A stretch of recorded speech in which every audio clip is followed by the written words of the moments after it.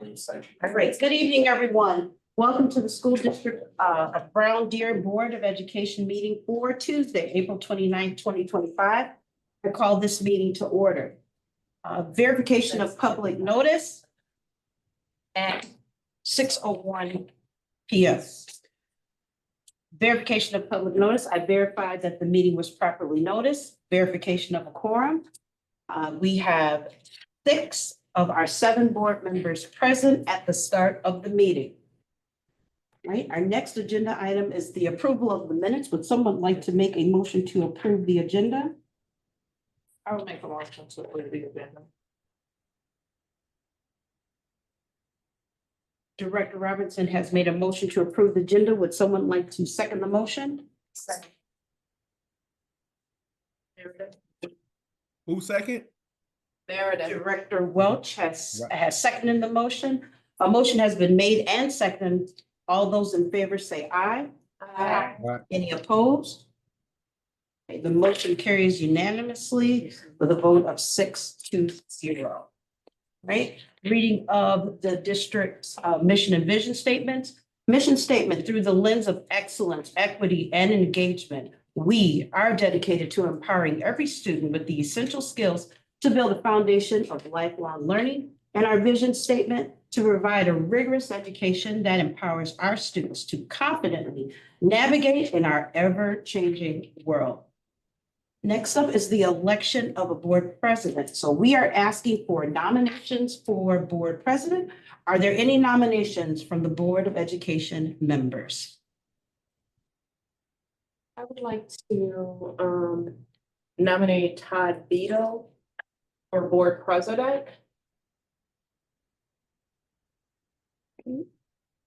Are there any other nominations at this time? Right, hearing none. All of those in favor of the nomination of Dr. Todd Beadle to serve as the board president for the 25-26 board calendar year, please vote aye. Aye. Any opposed? The vote carries with unanimous approval of 5-0. And with that being said, Dr. Beadle has been nominated and approved to serve as the board president for the 25-26 school board calendar year by a vote of 5-0. Congratulations, Dr. Beadle. All right, thank you guys. All right, our next item is nomination for vice president. I'd like to nominate Dorinthia Robinson.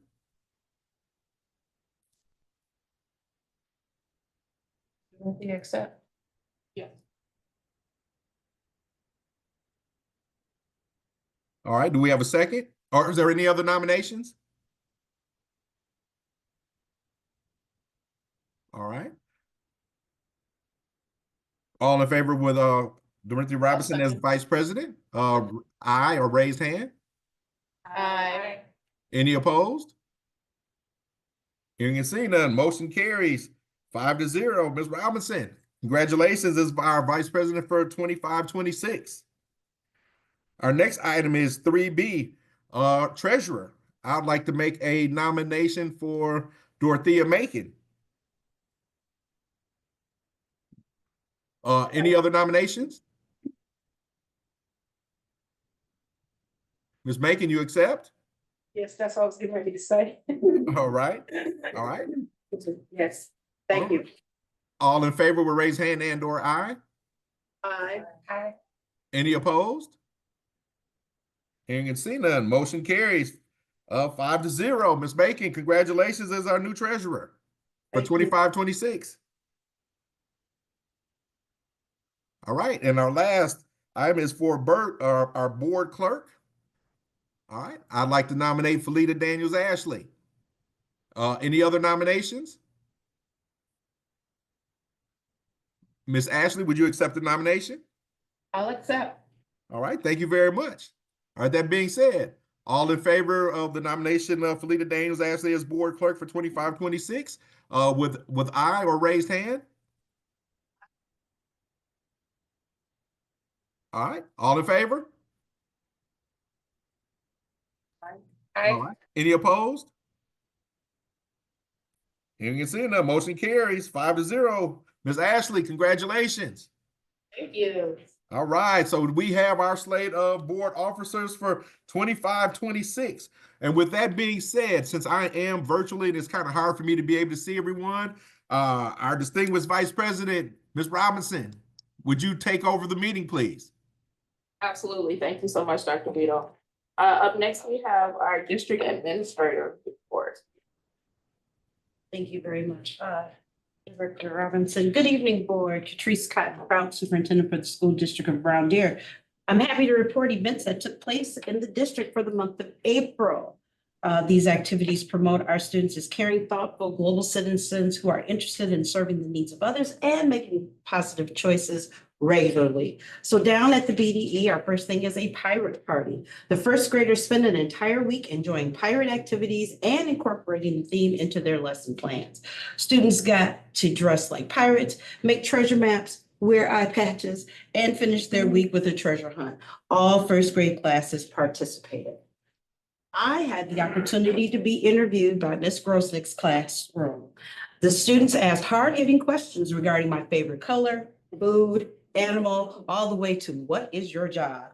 I truly appreciate my time that I spent with our young upcoming journalists. Autism awareness bands. Ms. Kelly Schuster donated Autism Awareness Month wristbands, buttons, and ribbons to staff and students as a way to celebrate and promote awareness, diversity, and inclusivity for our students who may be neurodivergent. One of our wrestlers on the Brown Deer Youth Wrestling team became a WWF state champion.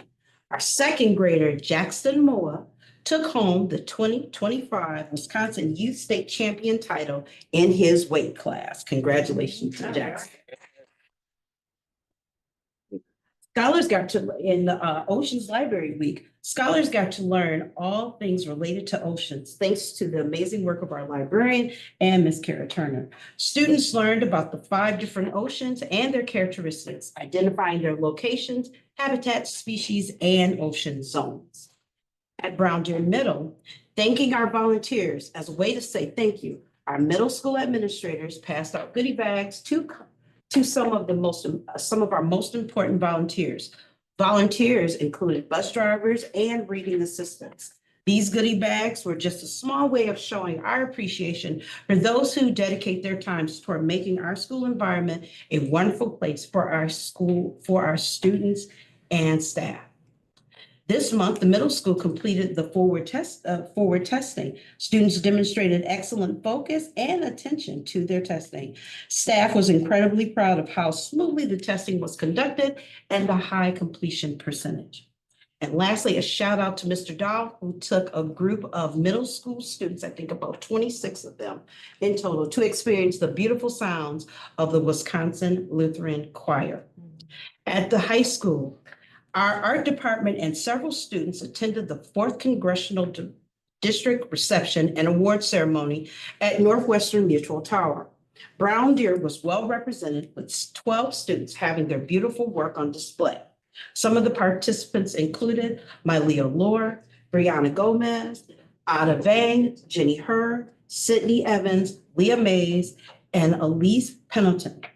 Brown Deer took home several awards, including for Mariana Taylor, honorable mention for her acrylic painting, and Mylea Lohr, second place for her embroidery piece.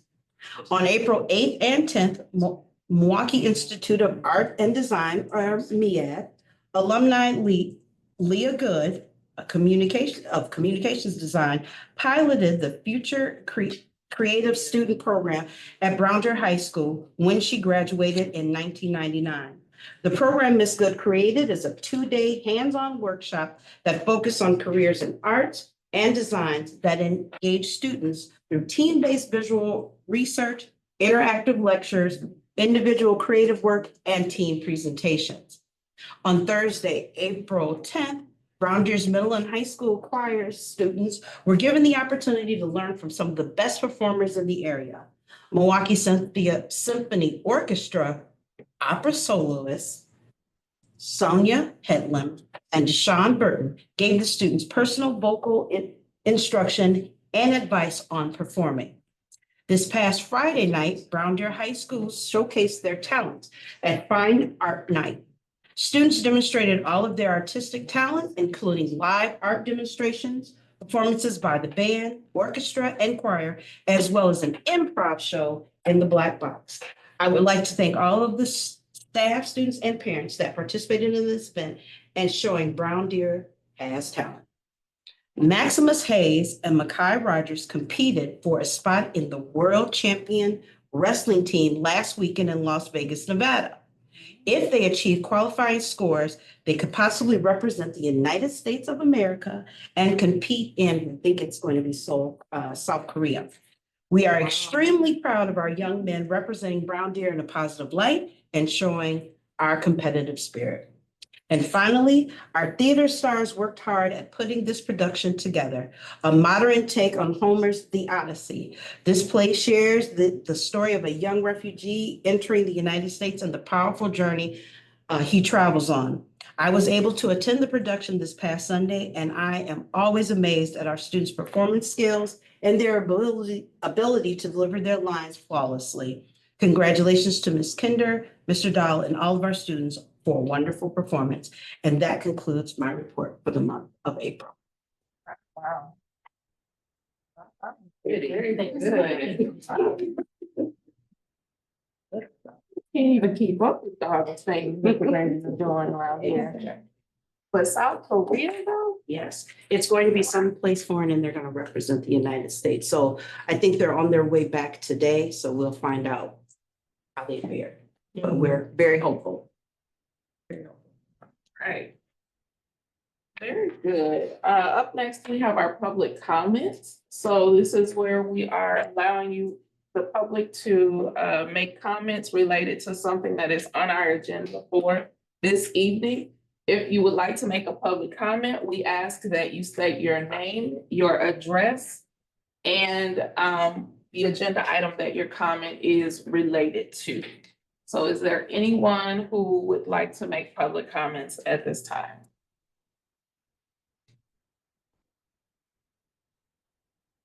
Okay, so I see no one in the room and no one online has stated that they would like to speak either. So we will continue on at this time. Up next is the consent agenda, where we will have the approval of minutes, schedule of vouchers, and approval of school safety drill. Vice President? Sure. I'd like to make a motion to approve the consent agenda, including the minutes, the March 8th, 2025 special board meeting, March 18th, 2025 regular board meeting, the schedule of voucher payments via check, ACH and wire transfers in the amount of $1,387,862.76 in the general checking account and the food service account, including funds 10, 21, 27, 39, 46, 50, 73, and 80, and the April 29th, 2025 school safety drill update as presented tonight. Thank you so much, Director Daniels Ashley. Can I get a second, please? Second. Thank you, Director Macon. Any discussion? All in favor with aye? Aye. Any opposed? All right, motion carries 6-0. Moving on to our next agenda item, which is items up for discussion, starting with the business office report. Mr. Clement? Good evening, members of the board. Congratulations on your reelection. Just a couple of brief items this evening as part of my report, which I have already shared with you through board docs.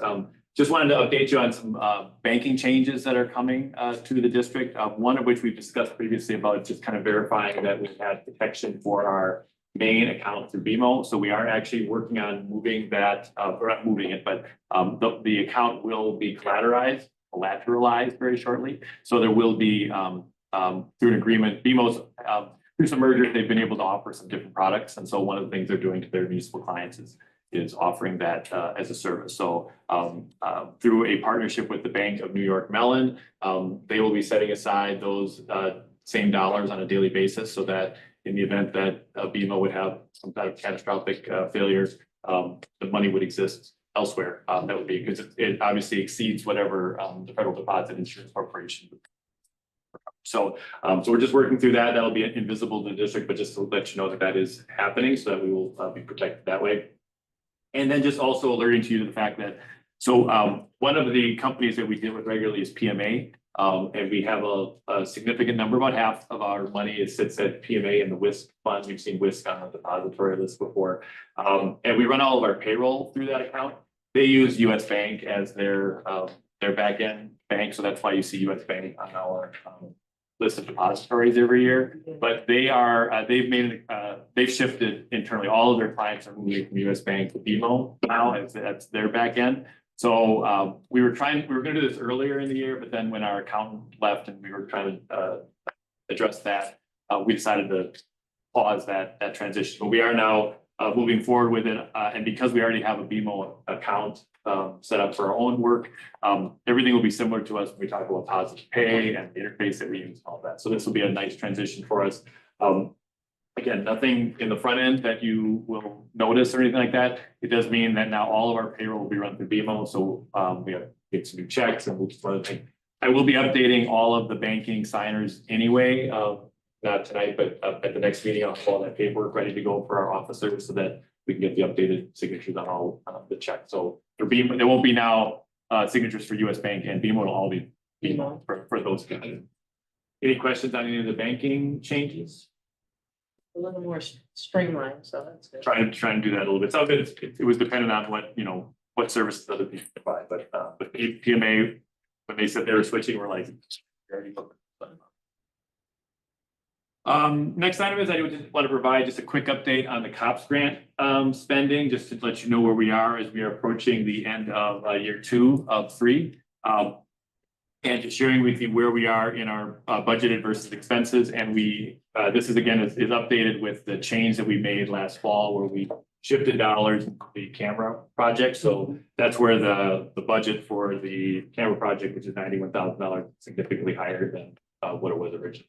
So you can see right now we have spent approximately $208,000 in total. We're getting $156,000 from the feds, $52,000 has been spent locally, and we have about $69,000 in total that we have to spend. Basically addressing door access, window film, and we do a little bit of money left over on radio, so we may be able to purchase a few more of those. But those projects that we'd be working with, I believe is that, I think they're already on schedule. Yeah, they're already on schedule. So they may happen yet this year, or depending on if they happen over the summer, it might be something for the next fiscal year, but we will easily have all the funds expense. The deadline was September 30th, 2026. So that'll all be done probably this calendar year for sure. While we have talked about the COPS grant, potentially applying for a one down the road, all of those grants right now are kind of on hold through the federal government. So we're going to focus on what we have here. And then if that opportunity presents itself, I'm sure the team will talk about whether or not it makes sense to apply for another. Any questions on the COPS grant update? Then very briefly, we're going to go into a little more detail later in the agenda, but I did want to share that the negotiating team of Dr. Beadle and Ms. Daniels Ashley met with the BDA on April 17th, Thursday night. We had a 3-hour meeting, I think it was, or so. But we did come to a tentative agreement, and then I did hear from the BDA over the weekend that they have ratified the agreement. So tonight, we anticipate the board will do so as well. And then we will be all set for teacher salaries for the 2025-26 school year. And the business office will work hastily to get all of the contracts up and ready to go so that when they are released in early May, that all the teachers will see their contracts with their adjustments already on them for the next week. Which is going to be the second year in a row that we've done it, which is great. I can get a lot of positive feedback from trying to do it early. And we do recognize the fact that we do want to support our staff and know that we're still a little bit uncompetitive compared to some of our neighbors. So we are continuing to move forward. I'll get into more details of what the what the details of the agreement are again later, at the point of action. And then the only other thing I did share is the March 2025 Treasury Report, which is out there. If there were any questions, we are still tracking, you can see compared to the previous year, revenue and expenses are basically pretty much online with where we have been. And again, last year we had we did have a surplus. Again, we started this year with a deficit budget, so the surplus, I think, will only make the deficit less. It's not going to be we're not going to end up with a surplus, but I think we're still performing pretty positively. I am working on recommending a few budget adjustments that I will give you at the end of May, just to tweak some things as far as DPI is concerned to help our aid estimate going forward, because we know that some of these pieces are going to be a little less than what we anticipated. But I'll have those numbers for you, like I said, at about a month. Were there any questions about the treasurer's report? I did add one other thing, just so that you know, I did add on the last page, we have the cash flow that I've been sharing on a regular basis. I did add, just so you can see how the tax levy receipts are coming in. So as of, so this is again the March report. As of March, we had received about 72% of our tax revenue. We still anticipate another $3.1 million. We did get a small amount in April. We'll get another payment in June, and then our final payment, which will make us whole, will be the payment we received in. So I did want to ask about that special project grant. Number 730. On the revenue side, Fund 10. Yes, the revenue summary, page 1. yep. Tell us what that is. 730 would be any, so ESSER dollars was included in that. So that's where you see the $1.6 million was budgeted last year. And we did take a little while to do it. So you're going to see part of the 421 that's in there right now was the $225,000 in ESSER that we spent at the beginning of this school year for the elementary school curriculum. We have claimed that already. That was all had to be done by September. But any other, anything else that falls under that special project, which also includes the after school grant as well.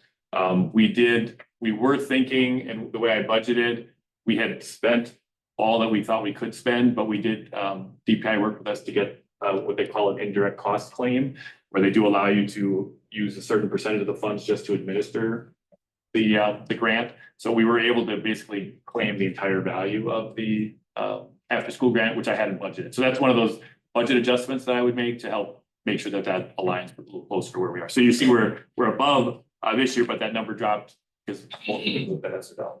Okay. They're They're done now. Like, we have used, yeah, the last 200 and some thousand was, we spent it on the curriculum purchase at it had to be done by September 30th and claimed by September. Okay. We spent it in the summer, we claimed it by September 30th, so, and we already received those dollars. So that, and then the after school grant was the other piece, because that was part of the ARPA, the American Recovery, whatever that act was, that included ESSER $3. It also included the after school grant, which was about $450,000. And we claimed, I have to double check, but I'm gonna guess it was about $80,000 or $90,000 in the fiscal year. We did offer some additional tutoring help in September, because again, we could spend through September 30th. So we did that, and then we had those indirect costs that we were able to claim as well. So that was a little bit more revenue than we anticipated. Any other questions for Mr. Clark? All right, let's move on then to approve the resolution authorizing the transfer of funds. Yes, the lovely defeasance. So we did talk about this a couple weeks ago. 3 weeks ago, Kevin Mullen was with you from Baird to explain the situation. I'm going to share my screen really quick just to remind you. I did share updated information.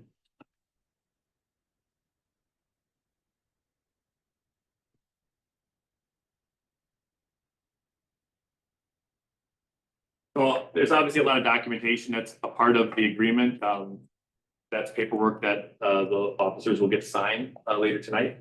So the just as a reminder, so what we're doing is, this is technically called the defeasance because we can't theoretically prepay the debt.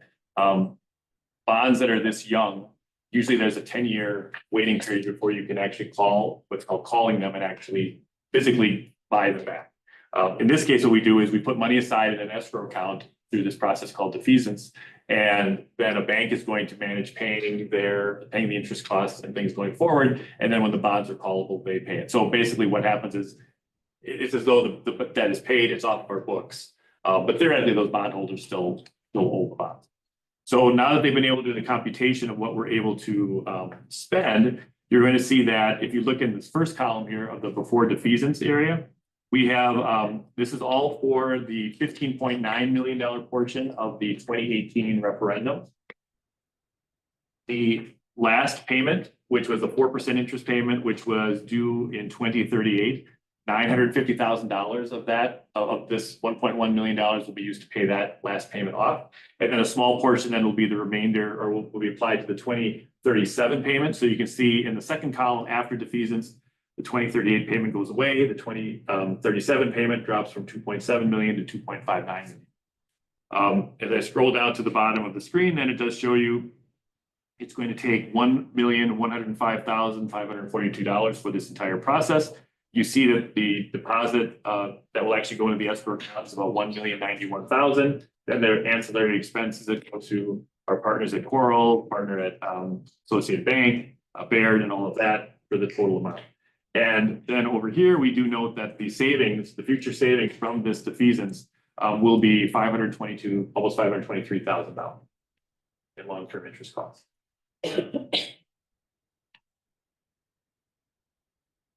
So that is the plan. We are planning on closing, I believe, May 15th. So I do need to, I know Dr. Beadle is out right now. I will need to get signatures from the three officers over the next, early next week to be able to send all the paperwork in to have the closing occur on the 15th. But other than that, we're all ready to go from our end. The money is already sitting in our debt service account. So that's where you don't see it now, but when you see the April cash, you can see this cash drop off because it left our general bank account and went over to WISC and the debt service. So there'll be a $1.1 million payment that we'll make. A lot of stuff there, but any additional questions?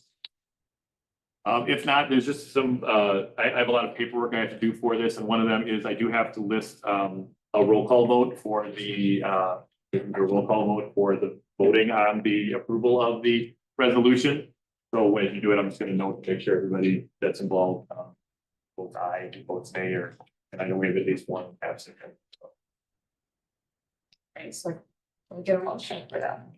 Yes, I would like to motion to approve the resolution authorizing the transfer of funds, the establishment of an escrow account with respect to, and the defeasance of certain of the general obligation school building and improvement bonds dated July 10th, 2018 as presented. All right, thank you so much, Director. Hallmark. I can't speak. Thank you, Director Hallmark. Can I get a second, please? Second. All right, thank you, Director Macon. Any further discussion? Roll call, right? Roll call vote? Vito. He's raising. Aye. Daniels Ashley, I, Farrington, absent, Hallmark, Aye. Macon, I, Robinson, Aye. Welch, Aye. and the vote is 6-0. 6-0 with one absent. Okay. All right, well, thank you very much. Over the last 4 years, we've defeased over $3 million there. So it's a nice testament to show that we're showing the community that we're taking advantage when we can and save money. So thank you very much. All right, thank you so much, Mr. Clement. Up next is the approval of new hires, Ms. Jackson. All right, good evening, board. The hiring season for the 2025 school year has officially begun. Human Resources and principals participated in the CISA one job fair at Greenfield High School on Wednesday, April 16, 2025. 52 teachers in the market for teaching assignments visited our booth and engaged with principals from the elementary, middle, and high school. The principals team from each building were on the spot, conducting interviews, engaging, and building relationships. The elementary principal team was able to interview a new teacher and secure the hire. The high school principal team was able to engage, interview, and recommend an offer for a new teacher from the fair who had verbally accepted an offer to be officially announced at the next board meeting. Top of success for the job fair, our superintendent, Dr. Catrice Cotton, was in attendance, rolled up her sleeves and engaged with potential hire. The employment summary as of today's is presented as new hires for 2025-26. Braden Schrock, elementary school, music. Start date August 25th, 25, replacing Wayman Tatum. Margaret Murphy, elementary school, counselor. Start date August 25th, 2025, replacing David Miller. John Pineda, high school, science, computer science, starts August 25th, 2025. This opens up a math position. Matthew Letmansky, high school, math, start date August 25th, 2025, replacing Fred Harris. All right, thank you so very much. Can we get a motion, please?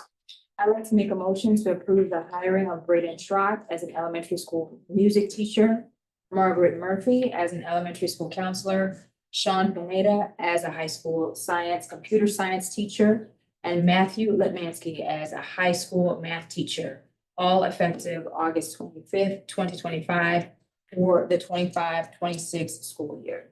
All right, thank you so much, Director Well. Can I get a second, please? I'll second. Director Daniels Ashley. Any further discussion?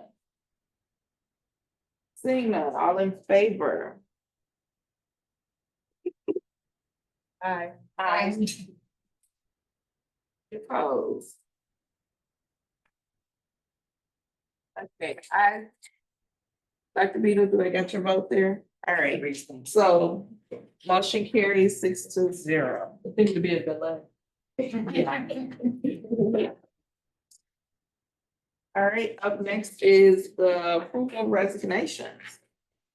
All right, resignations for 2025, resignations for 2024-25 are Eric Schmidt, high school, position physics.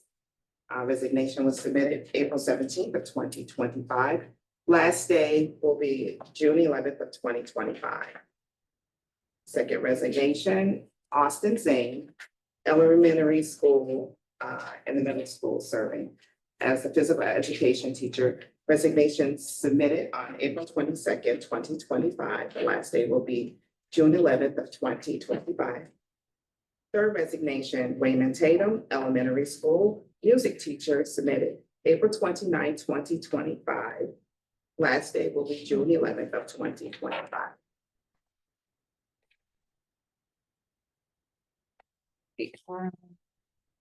Get a motion, please.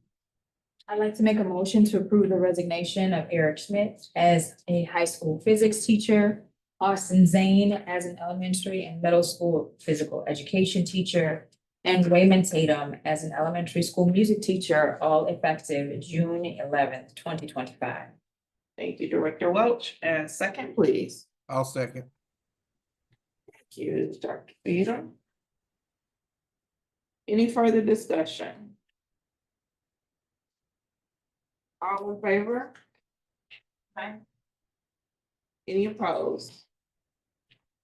All right, motion carries 6-0. Thank you to all of our individuals who are resigning. Our best wishes to you in your future endeavors. And as we always say, once a falcon, always a falcon.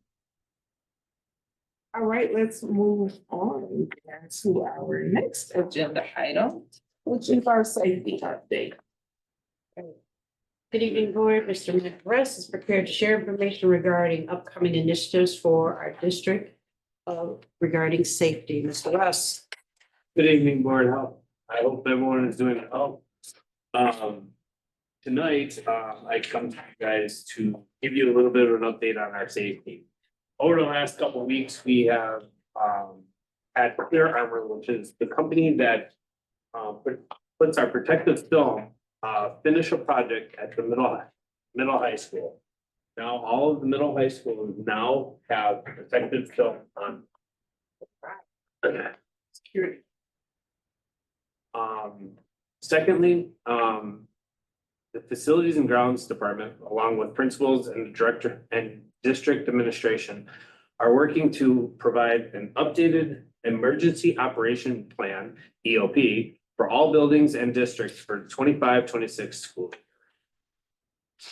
And I'll be working with them very closely in the next coming weeks to get that approved before July. In the upcoming school year, a review and in-person training of procedures related to school safety will be provided to all district staff. This to include ALICE training, tornado drills, and evacuation training. So we've been working due diligently, having with our meeting with our safety team and trying to get this all secure and ready for us for 25-26 school year. Does the board have any questions? Any questions for Mr. Russ? Sorry, I'm out of breath. I can't breathe. Yeah, you tend to be here when you shouldn't be, sir. As you know, I will always give you a hard time about that. All right, thank you so much, Mr. Russ.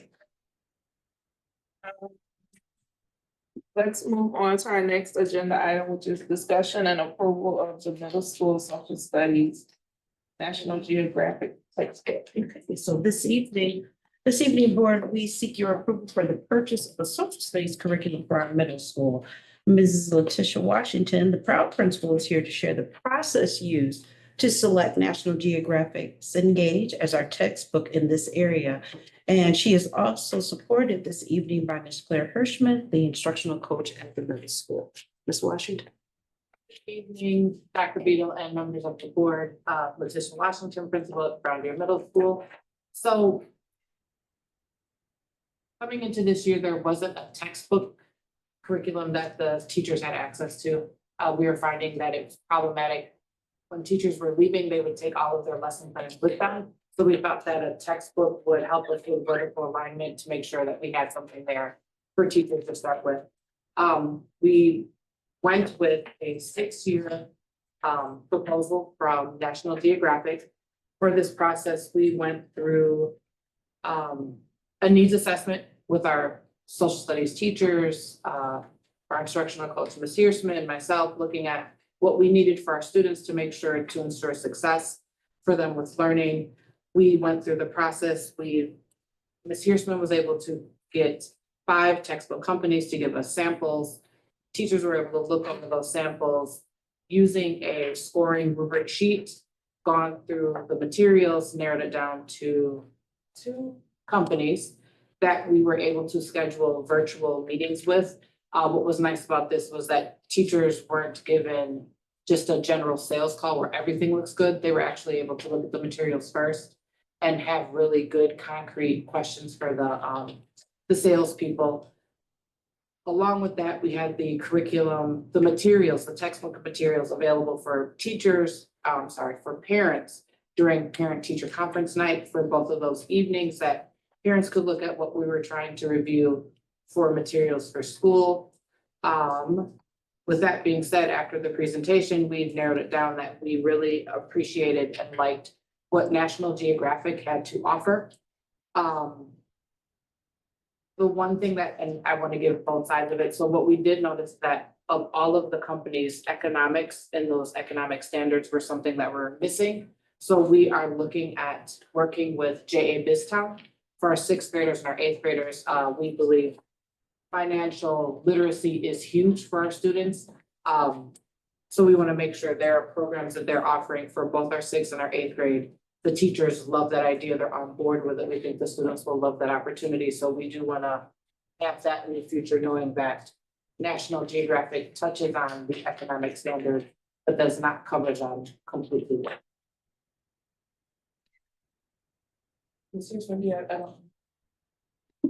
Yeah, I think you got the big pieces. Our final two companies were National Geographic and HMH. And I think National Geographic includes the physical resources and online resources, whereas HMH only has the online resource.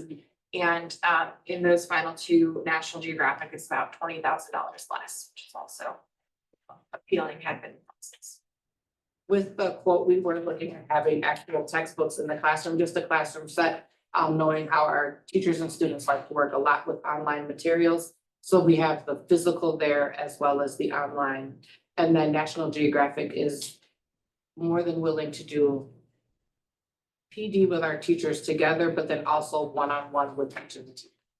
So I noticed, I thought like I saw somewhere there was a timeline for which, so if this gets approved tonight, the period in which you're going to use the books and the materials is for when? Is it a?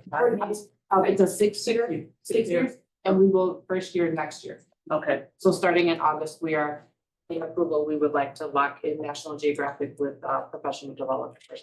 awesome.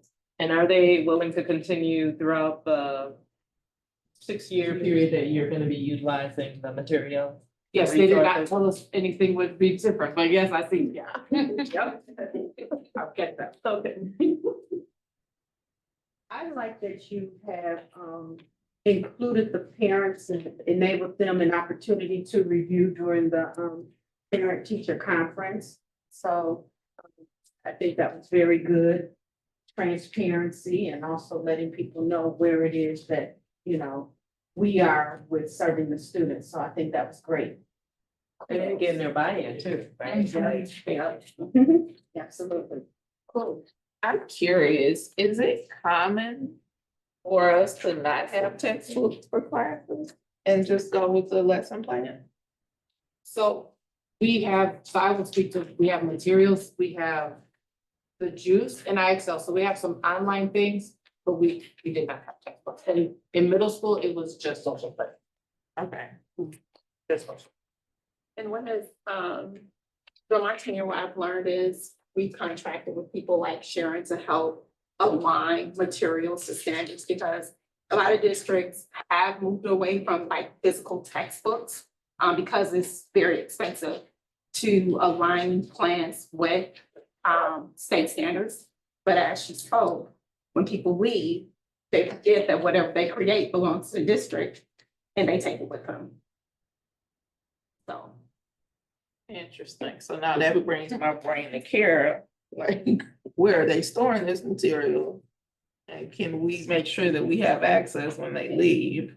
Yes, absolutely, we can recover. It's hard though, when like, if you think, like as a teacher, like the materials that I create, they created for me and my students that I have in front of me at that time. And while it's a guide, it's definitely not grab and go ready, you know, for somebody else to use. So they would still have to kind of put it together based on the scope and sequence and the needs of the kids and things like that. And so it's not terribly uncommon, but I think like Ms. Washington said in the brief, or you know, the executive summary, is that the burden is always on the teacher, the heavy lifting. I joke that I'm a recovering social studies teacher, but that was no different 32 years ago when I was teaching, you know, social studies. I had a very old 1972 textbook to look at maps in and things like that, but so that's not uncommon, but it is, you know, the burden on the teacher to put those materials together.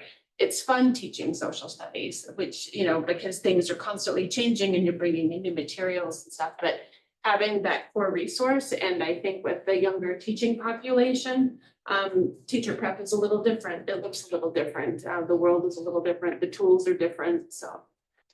all of that together. You know, I've done subbing at some other schools and they asked me to make sure that I submitted my lesson plans 2 weeks in advance. So they always had those lesson plans there. So if I were out, there would be someone else who could come in and they wouldn't have to start all over. Is it possible to ask people to put it in a clearinghouse of some sort, even though it's just generic, so that there is something there that can support teachers in the event that they're out or they leave or they get sick or whatever? And they do, and the principals have an emergency subfolder with, you know, lesson plans. And the admin assistants who are responsible, primarily Amanda at the middle high school, and Ms. Davis at the elementary school, they do a great job making sure, facilitating those lesson plans. They're mailing them in, you know, emailing them. We have a process for distributing that. It's not the short-term issues that are really kind of problematic. I would say it's a longer term, meeting the scope and sequence of the standards. And when, I will give you a small history lesson, when Dr. Garrison was here, social studies curriculum was up for review, but the state was also updating their social studies standards at the time. They hadn't completed that work.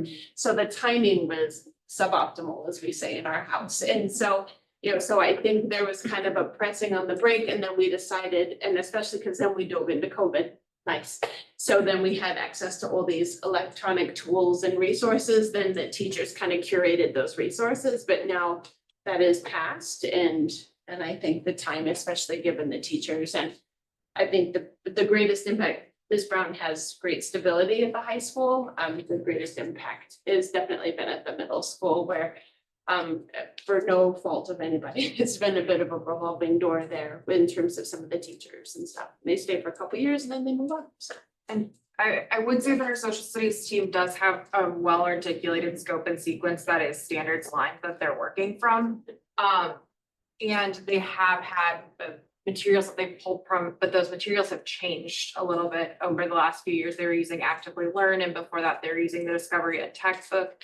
And one of the biggest things that they said to us going into this process is we want a standardized resource where we can pull those informational texts from. So instead of Googling to find an article on the American Revolution, they want to be able to like have a textbook where it's a vetted resource that they can pull from. And that's really was the lens that we were looking at these tools from. And National Geographic just has a really nice and user-friendly text. It has each section of the book, so like each topic is about 1 page of reading with graphics, so it's pretty succinct. It's very student-friendly, and it just gives everyone on the team a place to go back to when they're looking kind of for those anchor texts to supplement all of the other standards aligned work that they've been doing. And that purpose of why you all want the text makes perfect sense, which is why I asked the question of, don't we have that for everything? And even if it's not a textbook, even if it is an online resource, just having that credible source where we know that that information is relevant, we know that it meets the standards that we need met in that subject, and we're able to provide that consistency with our curriculum. All right, any other questions? Okay, well, can I get a motion, please? Okay, I would like to motion to approve the middle school social studies national geographic signage textbook adoption for the 2025-26 school year at a cost not to exceed $63,190.38. All right, thank you so much, Director May. Secretary. Second. All right, thank you, Director Welch. Any further discussion? So that's a very specific number, so we know that that's exactly how much it is. Yes, ma'am. Okay, Yes, ma'am. In the, so we added the quote, so it really has our texts that we need for the online access for the teachers and then the virtual product, like the virtual training, like yeah. Okay, I'm just, I'm like, why didn't they just say 63,200? But we put it down to the penny. Oh, yeah, I want, yeah. I work a lot with Mr. Clement. I know that I hit all the coins that are. He likes to know the details. And I do have a question about this though. So am I reading the quote correctly? Did I see a grand total of 53,190.38 and the motion is the 63? Am I missing some money somewhere? Yep, $53,190.38. Oh, Wait, 60. The motion isn't The correct. Quote says 53, the motion says 63. Yeah, I was getting ready to ask the same thing. What is it? All right, so 53 is Yeah. the actual ask, right? Yes, ma'am. Okay. So then, Change the motion. Director Macon, will you accept a friendly amendment to your motion for the amount of $53,190.38? Yes, ma'am. All right, Thank you. okay, any other discussion? All in favor? Aye. Aye. Any opposed? Motion carries 6-0. So you all will have your new curriculum or your textbooks for the next year. All right, let's move on then to the discussion and approval of the high school bowling team trip. Tonight, Mr. Scioli and members of the Division II State Championship Bowling Team are here and are seeking board approval for a trip to the National High School Bowling Championship in Fort Wayne, Indiana. I will now introduce Mr. Scioli, who will present this information to the board. Mr. Scioli. Well, we're back. I brought 4 state champions with me.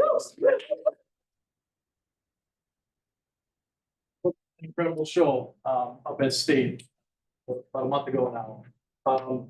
So with winning state title, you have the opportunity to go to the national championship, which obviously encompasses all 50 states. This year happens to be Fort Wayne, Indiana, and Florida, and last year Pennsylvania the year before. So we get to go to Fort Wayne, Indiana. Nothing wrong with that, but you know, it's Fort Wayne. And so with that being said, it's the weekend of June 6th through the 9th, so these guys will already all have been graduated. Hired, and the thought would be that we would travel down on that Friday. I left in the executive summary, I gave you all kind of not the itinerary, but the information. They would bowl Friday night of practice round at the bowling alley. Saturday would be the team event. And Sunday would be the individual event, and then if anything advanced on to Monday as individuals, the event would be the individual championships. So I guess a lot of this, the executive summary is very similar to the one that I did for state. This one, it's got a little bit higher budgeting, and requesting $47.50 to cover the cost of lodging and meals and the team registration. I kind of break it down. I don't think lodging is going to be as high as what I put on here, so $47.50 was like the top number. I did some research. I have a bunch of hotels. I looked on hotels.com, which I'm a member of, so the numbers here might be a little less. So if you order hotels.com, it could be a little bit less. If not, it might be a little bit higher, but I don't anticipate it to be higher. So I found hotels for 3 nights, anywhere from 900 to about 1,500. It's all based on availability. I haven't been able to book yet because I wasn't sure if we were gonna have this approved. I wasn't sure if the guys were gonna be able to go. They obviously have a lot of stuff going on in seniors. They're still in athletics. They're on the track team. All these guys are on the track team. The other 2 guys have jobs and are on the tennis team. So we got a lot. They kind of got a lot going on, and they got to graduate as well. So, so we still need to have that discussion. But just wanted to, reach out to the board and ask. It's $450 for the registration fee for the team. Gas, I don't know how much it would cost. I would drive a school van again. Hopefully, like I put on here, not get hit by a big chunk of ice flying on the back of the semi. Let's hope not in June. Luckily, we didn't roll over anything, but we survived it, and state title. So it was a traumatic weekend, yet a very exciting weekend. So yeah, if you guys have any questions for me, we appreciate you guys' support from when we were here about 2 months ago. It's been a tremendous 3 years with this group. And we just are hoping for one more weekend together after they graduate and a little culminating event and maybe put our name on the map as national champions instead of just just state champions, but it's been a phenomenal ride. So we appreciate all the support. So if you have any questions for me, please feel free, or any questions for the gentleman, ask them how their state tournament. I got a question. Hey, first off, guys, excellent job always. We're so proud of you and everything that you're doing. I guess my question is more for Kevin. We're still covered under all of our insurance because they've already graduated and everything else like that, but they're still covered under our insurance, under our umbrella and everything else like that if we're sponsoring, correct? That's an excellent question. I'd have to confirm. I don't want to say yes or no 100%, but I would. I just want to make sure because, we had that incident with the van before. So I was just sitting there thinking, I was like, if they've graduated, but again, we're still sponsoring. I just want to make sure that the insurance is covering it. From that standpoint, it's a district event, whether or not there's students involved. It's the same situation. So yeah, in that sense, yes. All right, perfect. All right, question for the guys. How does it feel to bring us our first title since 2015?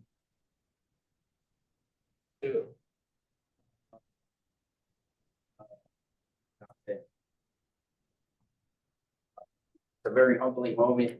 That's what this is. The whole point of starting the team was to bring a state championship. And we just appreciate all the love and support we got. Very humbling experience. Glad to get it done.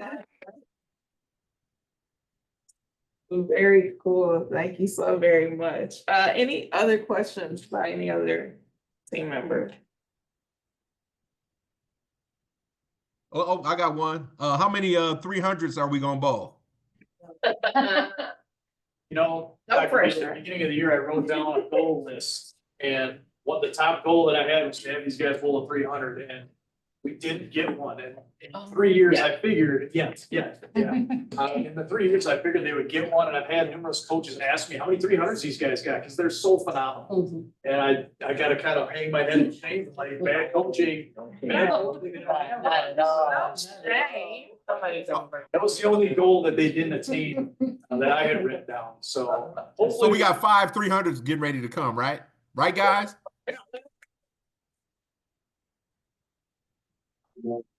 So we got 5 300s getting ready to come? They said yes. Okay, I couldn't hear it. All right. No further questions. Can we get a motion? We change the motion though, to say not to exceed a certain amount? Yes. Because at this point, we don't know exactly. Yeah, so that was gonna be my point of discussion, but yeah, I can say it now because this is a very specific amount. Once again, Not to exceed. Yeah. do we wanna say, are we okay, Mr. Clemick, if we say not to exceed 5,000? Right. It's all, it doesn't matter. It's all equal, so that's.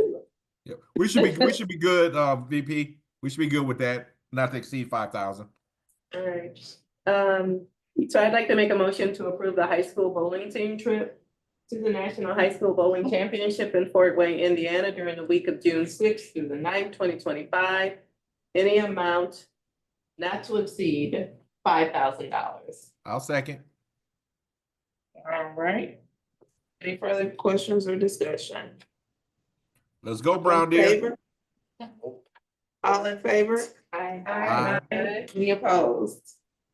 Motion carries 6-0. Congratulations, guys. Brown deer strong. Let's go, guys. Thank you all very much. Appreciate your time and your support. Hopefully, that brings some more hardware back. If you want to see the hardware, it is over by the Field House in North Commons. Right, very cool. Yeah, we were all sitting online that Sunday like, wait, what happened? I got it. But yeah, we are very excited for you guys. Good job, guys. Thank you. Okay. All right, up next is the. Thank you. Thank you.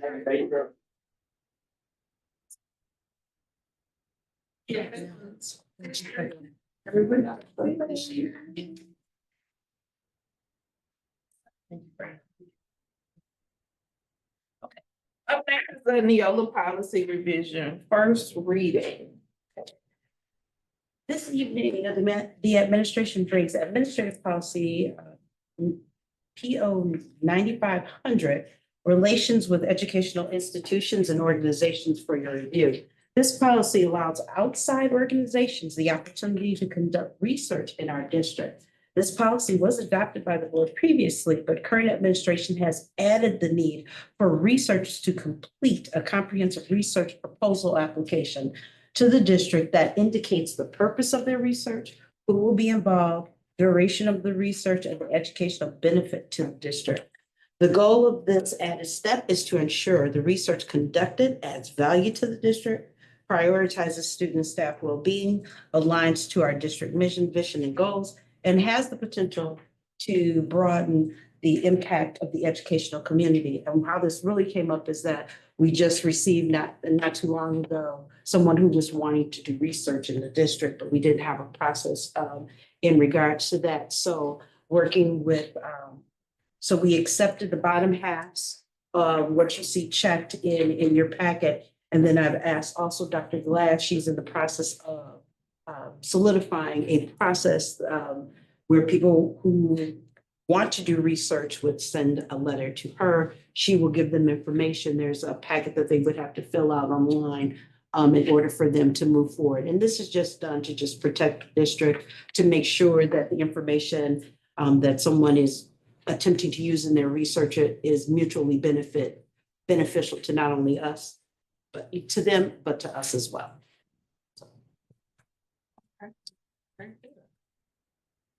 Any questions for Dr. Pat?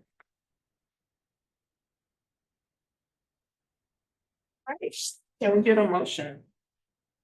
Yes, I would like to motion to approve the first reading of the Neola policy revision, relations with educational institutions and organizations as presented. Very good. Thank you, Director Harmer. Second. Thank you very much, Director Rankin. Any further discussion? Okay, all in favor? Aye. Aye. Any opposed? Motion carries 6-0. Thank you. You're welcome. Up next is the discussion and approval of appointment of school board member for CISA 1. Dr. Beadle, will that be you to talk about that one? Well, okay. Well, yeah, I can talk about it. Well, basically what we end up doing is the person that we always have that represents us for the CISA 1, that board of control for the annual convention, for that school board delegates. And I think in the past, I think it was Director Macon who we had, that was the representative for us the past 2 years, I believe, Director Macon.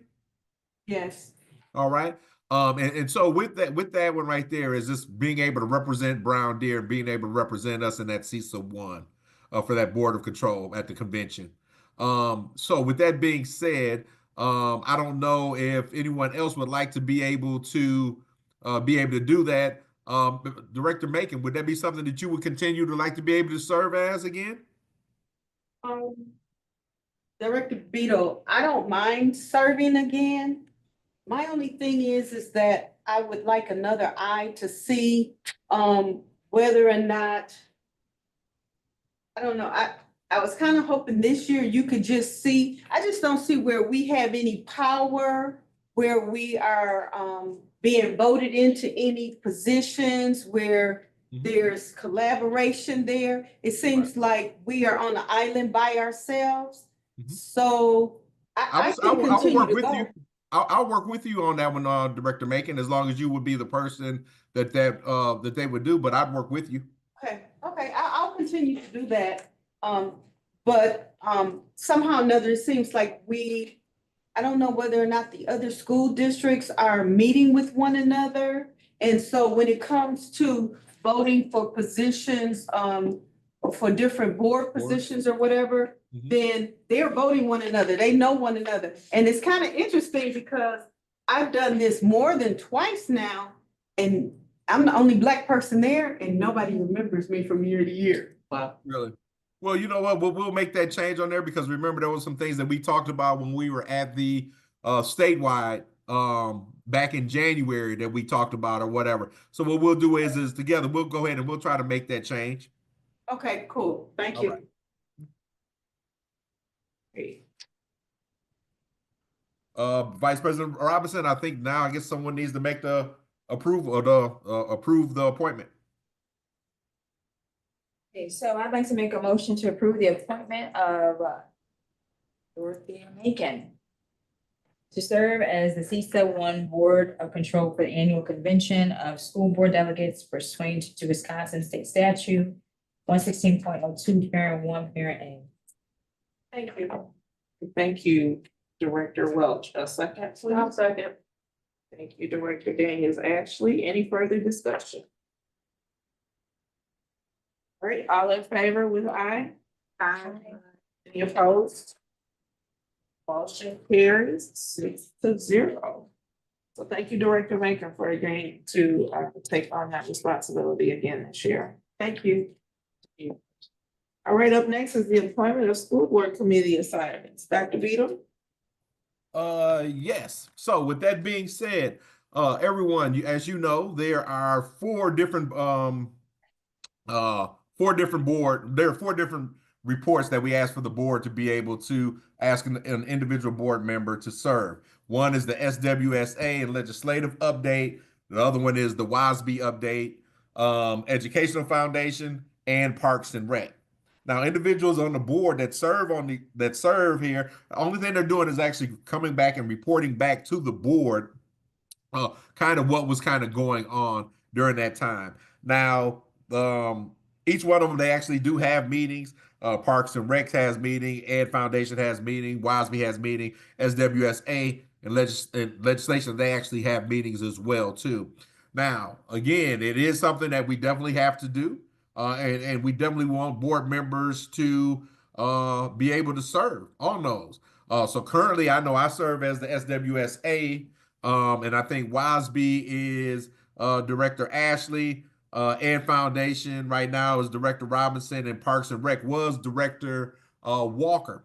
So with that being said, is there anyone that would like to be able to serve as on the committee for the SWSA? Dr. Beadle, can you tell us what SWSA is? Southern Wisconsin School Association.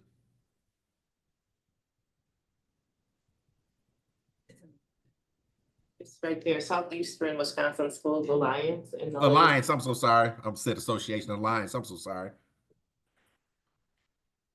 And I can actually serve back on that one again. I don't have a problem with that. Well, what exactly, sort of like a little bit more detail about what the focus is? I mean, obviously. The focus, the focus of that one is all of the legislative updates that are happening within the state of Wisconsin. And so like, there's representatives from all the school districts from the surrounding areas. Right. They get together and they're like a coalition of sorts. Yeah, and what they do is they do the member outreach. They have the meetings to kind of talk about issues that are going on within the state of Wisconsin, from a school district, from school districts and everything else. And that's what SWSA is for. How often do they meet? I've served that way before. I've served on that. Meetings? When I served on it, they were going monthly. How often are they meeting? Monthly. The SWSA, that meeting is monthly. And matter of fact, actually, Mr. Matt Russ actually goes to the SWSA meetings as well too. Aren't you still doing that, Matt? He's not here anymore. Okay, but they meet monthly. Yeah. So SWSA, they actually meet monthly, generally in the morning. Is it in person or virtual? Virtual. And then are the WASB meetings monthly as well? So the WASB meetings are not regular meetings. It's primarily representing us, our district at the WASB conference, staying updated on all that stuff coming out. That WASB and SWSA really, basically the same. really complement each other because whatever is happening on the SWSA side is also happening on the WASB side, right? Right. So Only if it's a difference. budget, yeah. Yep. Only difference is the SWSA is one is really just talking about South, The Southeast. Southeast region for Wisconsin, and while the WASB is statewide. But again, they're still talking about the same. They're still talking about the same thing. I'm almost wondering like why do we have two separate ones for that one and stuff because currently me and Director Ashley, we be almost saying the same thing. We almost be trying to figure out what not to say. Right, so, yeah, so in regards to what he just said, I pretty much tailor my comments and reports on a, monthly basis based on what some of the stuff they're saying. It's almost very repetitive, Yes. except minus the meeting, Right. the official meeting, but, So it sounds like it almost makes sense for us to have one person do both of those. I can't do Yes that. and no. Yes and Yeah, no. you almost have to do two. Yeah, you Okay. almost It's Okay. right. But like I said before, I'll do the SWSA again. That's not a problem. And I'll stick with the WASB if it's okay with my colleagues here today. So sticking to it is great, but I want to ask Director Welch, are you interested in either of those? I mean, I am interested. Oh, I am okay. interested. Oh, well, you can have SWSA That's then. why- that's why- Director Welch, if you like, you can have the SWSA. voluntold all of that. So, but that's part of what I'm asking, trying to get some more clarification on like when the meetings are and that kind of thing. Oh, they'll let you know. So there's a notification, they'll put you on the list. Yeah, but I mean, typically like what's sort of the meeting schedule? And I heard you say, obviously it's monthly and this is a regular for WASB, it's a little bit irregular. Are they virtual? Sounds like Yep. like typically when you meet, I heard you say it's in the AM, so what does that mean? Early. 7 a.m. 7 a.m. 7:30 to 9. And then for WASB, There's no meeting there's no times. regular. Yeah, there's no It's regular whenever meetings. there's It's just conference or. conference and making sure that you remain abreast on all of the stuff. Because they've got 2-3 different entities. They got a legal analysis entity, they have a school district related. And then when budget season comes, it's a whole budget thingy. And so, it's just, just remaining abreast and on top of stay on top of the emails. the emails. Yep. And then reporting back out to the board. Yeah. And a lot of reports. For you, there's a lot of information because a lot of new board members have been elected.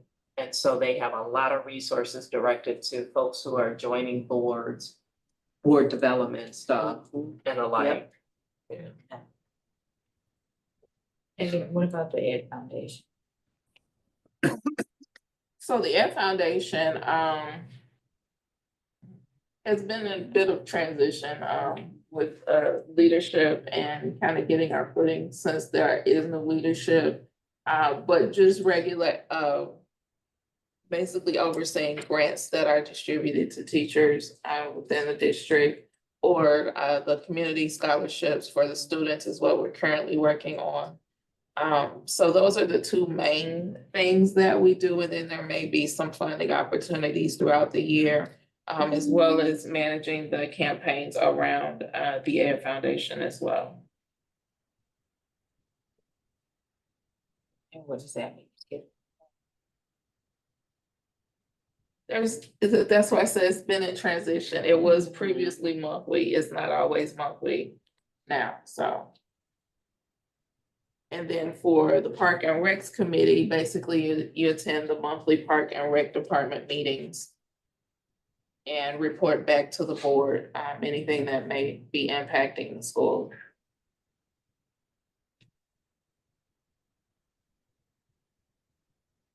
Right, so with that being said, we know with our current members where their interests are and if they'd be willing to serve again. But Director Welch, do you have interest in any particular one?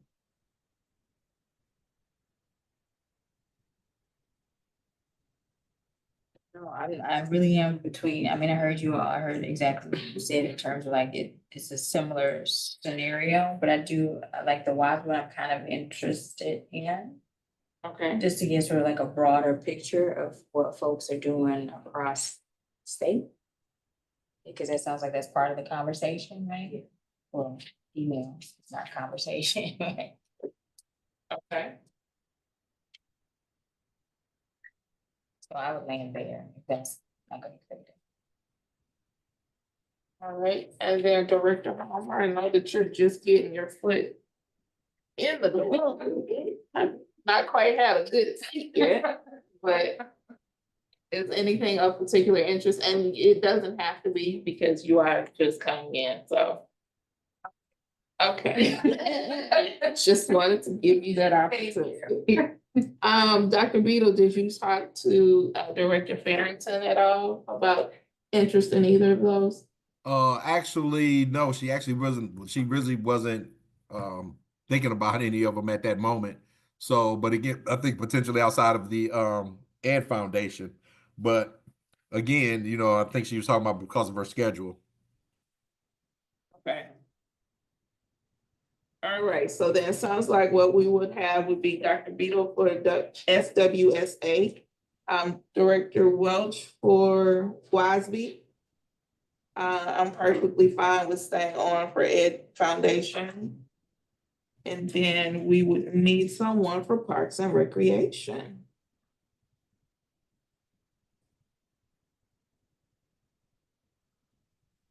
Any board member interested in Park and Rec? I tell you what, well, this is what I could do. If someone else would Director Ashley, if you would do SWSA, then I would do Park and Rec if needed. I can't commit to that because of my work schedule. Right. That's the reason why I, had to back out the first time, because, yeah. Okay. All So right. can we table Parks and Rec till different time then? Yes. But wait. I guess the next question is when is the next Park and Rec meeting though? Because I know former Director Walker was in charge of was doing Park and Rec. I just don't know when the next meeting is, and so until we come up with somebody, I'll do Park and Rec until we talk to. I can talk to another board member. Maybe somebody else would like to be able to try to take that over. But we definitely got to have a representative on Park and Rec right now. So I'll do it for right now, but let's see if we can find someone else that would like to take that over in the future. Let me ask a question about the SWSA. You said it meets once a month? Yeah, at 7 a.m., but it's virtual. So, I mean, so again, you would just virtually do it, as well as, like I said before, Matt Russ is actually part of that as well, too. And the superintendents are on there too. Yeah. On there. So for all intents and purposes, Director Macon, if you'd want to, I mean, there's other people that are there, but I mean, definitely it would be a good one for you to be part of, especially because you're treasurer now. Okay, sounds good. Okay, so then I will make a commitment to do that. All right, fine. And then I'll do Park and Rec for right now. And Okay. if it's okay, if she can't do it, I could probably, if we can plan it out, right? If there's some conversations where you can't do it and I can hop on for a little bit. I just can't commit to doing something at 7:30. My Right. schedule. It's Just 7:30. But here's the good thing though, guys. I was going to report out on that. So now they just came up with the meeting calendar for SWSA. So there is no meeting in July. So then there'll be there'll be a meeting July 15th, no meeting in August, and then the next meeting won't be until September. That's a big one.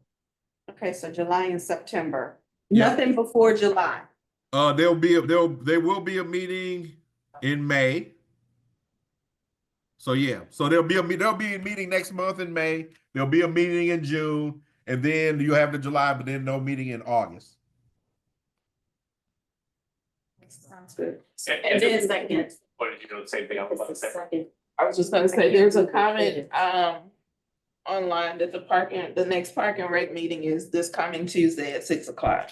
Oh, I would say not according to their calendar. Uh-oh. The village's website does not have anything for the 6th of May. They have the next one scheduled for June 3rd. Is what I was gonna say. It doesn't look like they had one scheduled. Now, they had a meeting in April that was canceled, so they didn't actually have it, but they don't have it on their calendar. So if they shifted it, it's not publicized that way, so I'm not sure. Okay. Possibly somebody that I'm planning with. Right. So if the next meeting is June 3rd, I would need somebody potentially just to kind of go for me. I know I can't make the June 3rd meeting. Okay, so we can discuss that. Right. All right, sounds good. But otherwise, I'll go ahead and I'll do Park and Rec. I just can't do June 3rd. Otherwise, I think you guys will probably be carrying me. My 30th anniversary on June 3rd. So yeah, no. Oh, wow. Yeah. Don't want that kind of trouble. I would do you worse than I did Matt for being here tonight, if that were to happen. So. All right, so then can we get a motion? So I'd like to make a motion to approve SWSA, who's that? It's Macon. To approve Dorothea Macon to serve on the Southeastern Wisconsin Schools Alliance and Legislative Committee as a representative for the School District of Brown Deer for the 2025-2026 school board calendar year. I'd like to also make a motion to approve Meredith Welch to serve on Well, okay, so it won't be separate motions. So it's either one motion or each individual one, so. Okay, so I'll stop there then. I'll stop with the motion to approve. So you can say all of them. You just don't have to say you want to make a motion each time. Oh, It's okay. one motion. So. Yeah. Okay, so I'll move to approve that Welch. Who was so Macon, D. Robinson, and Dr. Beadle serve in the various committees as presented tonight. Okay, that's how you gonna do it. All right. All right, is there a second? Second. Okay, any further discussion? All in favor? Aye. Any opposed? Motion carries 6-0. All right, let's move on then to the discussion and potential action to implement the district's total base wage offer. Yeah, so the next two items work in tandem. Please don't do one without the other. Work momentarily for us. So we went through the negotiating process, as I mentioned earlier in the meeting, with the BDA. They were still under the current, they agreed to operate under the current rules post Act 10, even though there's obviously litigation that's from the state. But nonetheless, so what we did, what we do is then we present an offer to the BDA, then we can negotiate, they can negotiate only on base wages up to CPI. So CPI for the 2025-26 school year is 2.95%. Again, recognizing the fact that we are still not as competitive as our neighbors, we wanted to make sure that we incorporated a plan that would, again, continue to boost the entire scale in a very thoughtful and careful way, so we're not over-promising too soon. Going in, we're still in a deficit situation.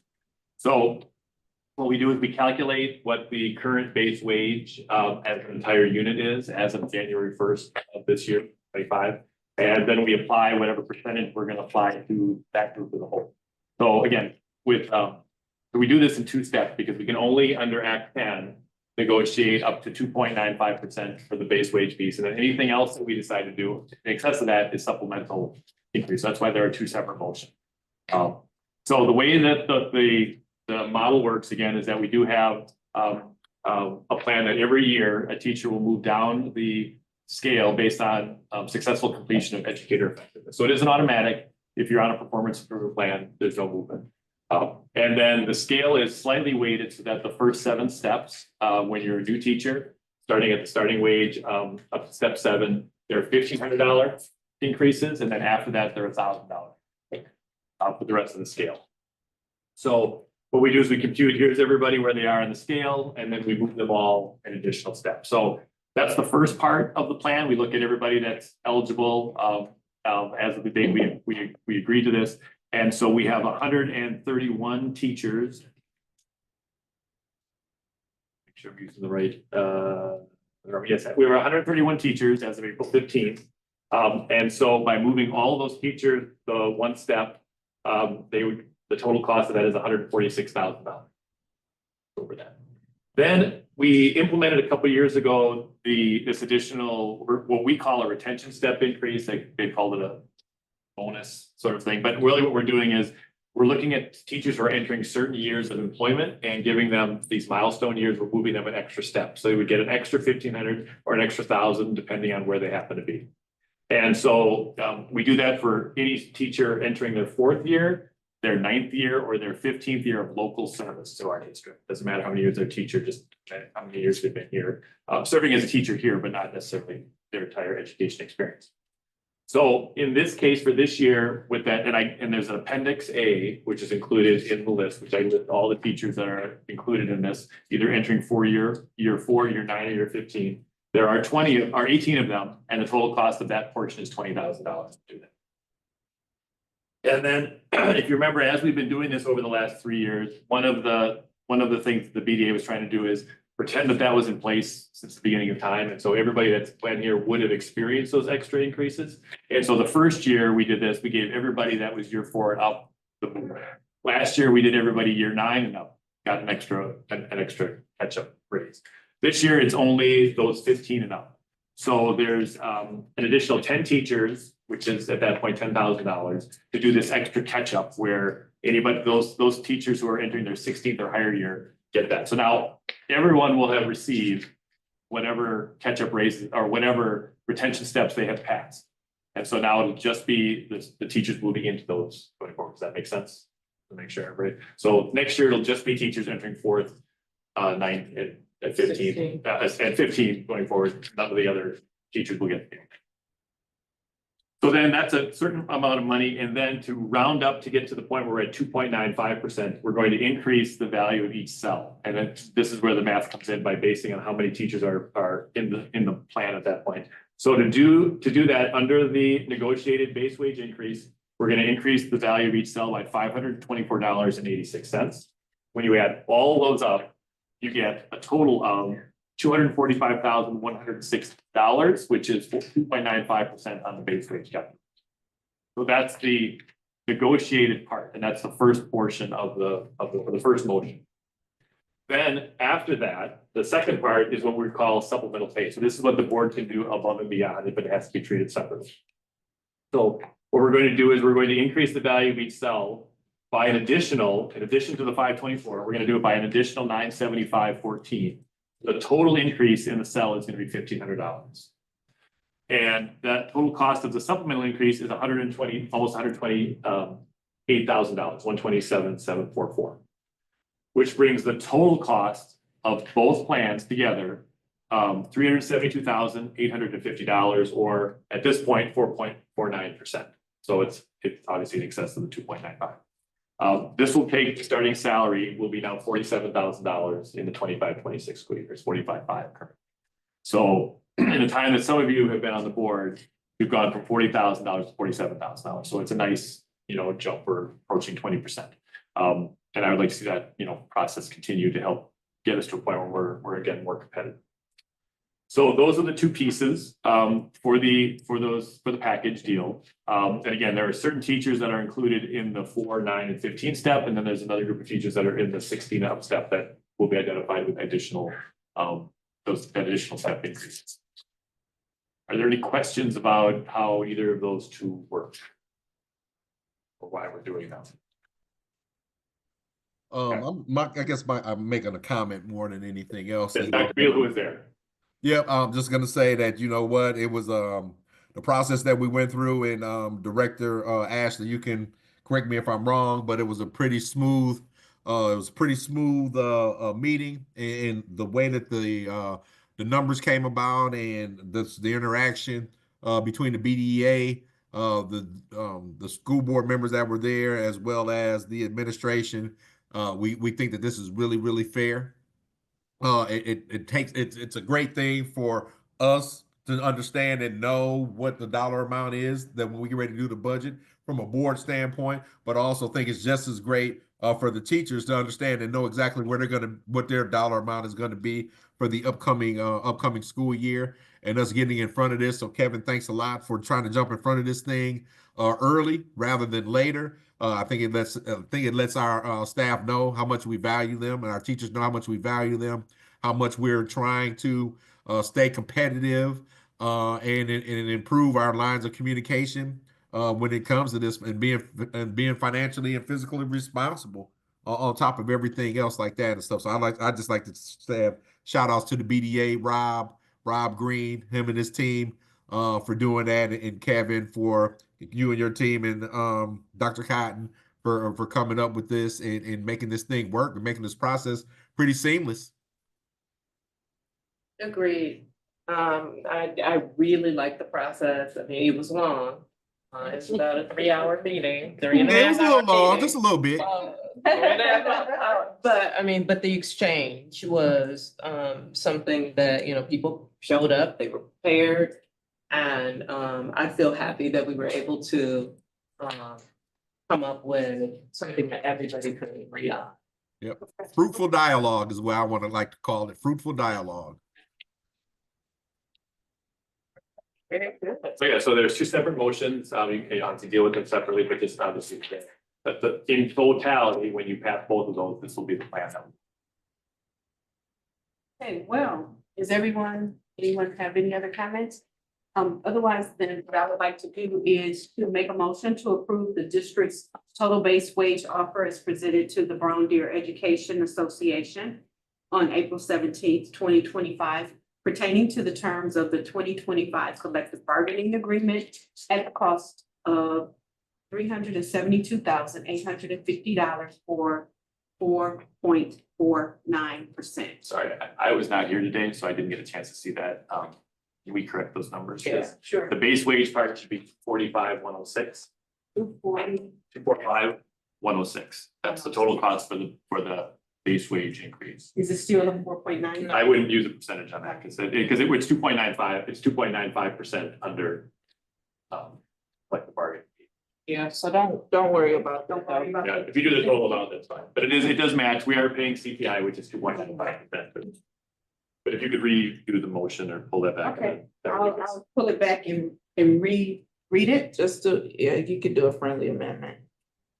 So I'd like to do a friendly amendment to change the cost for the collective bargaining agreement for 2025-26 to $245,106. Right, is there a second? I'll second. Any further discussion? Okay, all in favor with aye? Aye. Any opposed? Motion carries 6-0. And then for the next one, I would just use the supplemental increase has a cost of $127,744. Okay, So I'd like to make a motion to approve the distribution of the $127,744 in supplemental pay as presented to eligible teaching staff for the 2025-2026 school year. okay, a second. Second. All right, thank you, Director Macon. Any further discussion? All those in favor? Aye. Any opposed? Okay, motion carries 6-0. Okay, thank you very much. I'm sure the teaching staff will appreciate it. We will get the word out now that and sometime in around the 10th or so of May, we will have contracts out for staff to sign. Very good, thank you. Okay, up next are our board reports. SWSA. All right, so the budget process is on track with the Joint Finance Committee hearings are underway. The committee is expected to start making decisions in early May, but there may be some delays due to pending Supreme Court cases and discussions about potential tax cuts. All members, which all districts are encouraged to submit of any of our comments to the JFC and continue meeting with our legislators in relationship to funding. Another thing is there's a new indexing mechanism that provides a dollar for dollar increase in the voucher and charter school funding when public schools receive an increase in revenue. This is happening with low revenue ceiling increases, and high schools get a 1-to-1 match. K-8 gets a 90% match. And 75 to 80% of voucher recipients were already in private schools, effectively subsidizing private education. This is a difficult, advanced topic to explain to the community. Public awareness and understanding is low. So we'll continue to be able to move on with how the voucher system and the GPR funding is actually being done. And everything else is pretty, I guarantee you, Director Ashley is probably going to tell you a little bit more under the WASB. I just wanted to talk a little bit about this SWSA part and the Joint Finance Committee and the funding. And that is the SWSA report. So with regards to the WASB report, the item that Todd Director Beadle just referenced was one of the things that got resolved in the delegate meeting in January at the state convention. That was one of the things that got voted on that is now being considered, and nobody understands what got voted, but it is here to stay. And what WSB will do is they are now going to educate you. So that's what WASB is really, really good for, educating different resolutions that come down the pike that get voted at the statewide convention. Which one was that again? Oh, I cannot remember the resolution. It was one of the ones that took up a whole lot of time in the beginning. But Start to get yeah. But anywho, with that said, there's a lot of energy going with the state education convention in January. So there's a call for submissions for papers to present at the conference. They're also hosting a virtual new board member gathering virtually. I'm looking at you, Director Holmeyer, because these are wonderful educational virtual experiences to explain what your role is as a board member, particularly new board members across the state that are joining Wisconsin boards. And so this particular virtual meeting is happening this Thursday from 7 to 9. And I'm not sure, what I will do is I will forward this to you, and then that way you can go in and then get yourself registered to attend. So they're virtual now instead in person? There, yes. Oh. I did do an orientation earlier in the month, Okay, so and it was very helpful, so I definitely will look at this one too. okay. Yeah, thank Great. you, they're really good. And then of course, I'm so sorry to interrupt you, but again, you mentioned call for proposals for. So I'm just saying, yeah, again, that I think we would be well positioned to be able to submit a proposal. So Well, have we? We haven't yet, but I have shared it at cabinet. And so Brown Deer should be represented as long as they select us for the upcoming school year. that makes the proposal.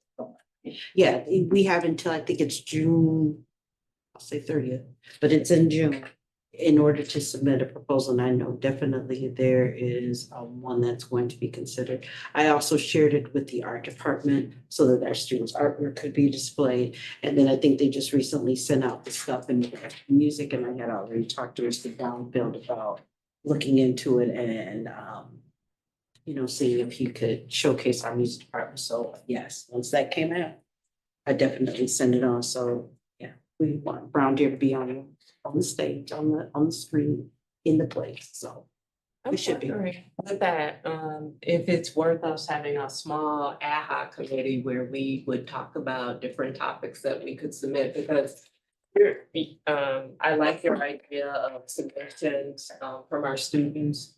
I'd like to see us present, at those, conferences, but, you know, we're a uniquely situated board. If you know what I mean, and I think that we could also bring, some, you know, very, very valuable, information with regards to how, you know, we govern the school district of Brown Deer and what works for us. Meaning that, we want to complete majority board, right? And certainly, you know, in our conversations with some of the other board members around the state, people would like to know what our secret sauce is in Brown Deer. And we should be shouting it from the mountaintop, you know, what it is that we're doing is, yeah, like just take the secret out of it. So, Yeah, and I would say to not just suggest that those folks apply, but then to also follow up and make sure that those applications have gone out. I still have a little leeway with, you know, my brother-in-law, so just say the word. Wait a minute, say the word. I don't know if you want to say that. Okay. Yeah, All right, and that's it, it's my report. okay, thank you. So for the Ed Foundation, we are currently reviewing those scholarship applications. I think we had 24 students, who applied for the community scholarship this year. So that information should be forthcoming in the next few weeks. For Parks and Recreation, I heard that their meeting was canceled in April, sounds like, so wouldn't have an update for them. Okay, up next is the board planning calendar, just a few items that I want to mention that occur before our next meeting. High school prom is on Friday. I should crash it. I was like, what should I wear? Think about it. So that's on Friday at 6 o'clock. The MMABSE 2024 teacher recognition event is on 5:30 on May 3rd. Do we have folks who are Yes, we nominated? do. Yes, we have, the 3 winners are at the elementary school. Our representative will be Maureen Waldvogel. In the, middle school, it is Rebecca Schramm. And at the high school, Tanya Buford. Those will be the 3 employees that will be recognized at MAPC Teacher Gala this coming Saturday. All right, very cool. We have a band concert coming up. Oh, that's gonna be 6 through 12, so that's a good one then. On May 13th, the meeting with State Senator Jody Havish Seneca. Can you tell us a little bit more about what's happening? She sent us a meeting request, I think that she's just going around and just probably hearing updates and legislative stuff, with boards, and we were selected, and so we'll be meeting with her this year. Her information, so. Is it just for the newly board? elected? Newly elected. And so it's I- just for the board. Okay, Mhm. all right, very cool. And then our special board meeting will be at 6 o'clock on that same day. Okay. Our next item then will be our motion to roll call vote into closed session. I'd like to make a motion to enter into closed session pursuant to Wisconsin State Statute 19.85, parent 1, parent C. The Board of Education may move into closed session for the purpose of discussion of potential approval of the 25-27 administrator employment agreements, approval of February 11th, February 25th, February 28th, closed session minutes, and a motion roll call vote to return to open session to announce or take action, if any, and if appropriate. All right, very good. Thank you, Director Welch. A second, please. Second. All right, thank you, Director Macon. Say it again. Sorry. Sure. Yes. All right, roll call vote. Tito. I have to abstain because I'm virtual, so I can't go into a closed session. Daniels Ashley, aye. Farrington, absent. Palmer, aye. Macon, aye. Robinson, Aye. and Welch, aye. And so we have a vote of 5-0. Moving to closed session at 7:45 p.m. All right, so thank you all for joining us on this evening. We wish you all the best and enjoy the rest of your evening. Dr. Peter, are you paying attention to what the books are doing? Say again? Are you paying attention to what the bucks are doing? No, I'm sitting here paying attention to what we got going on. But I guess I'll start watching as soon as All right, so we are now back into open session at 8:29. Can I get a motion to adjourn, please? I would like to motion to adjourn. And a second? I'll second. All in favor? Aye. Motion carries 5-0. Thank you all for this wonderful meeting. Thank you. See you all again soon. 8:29.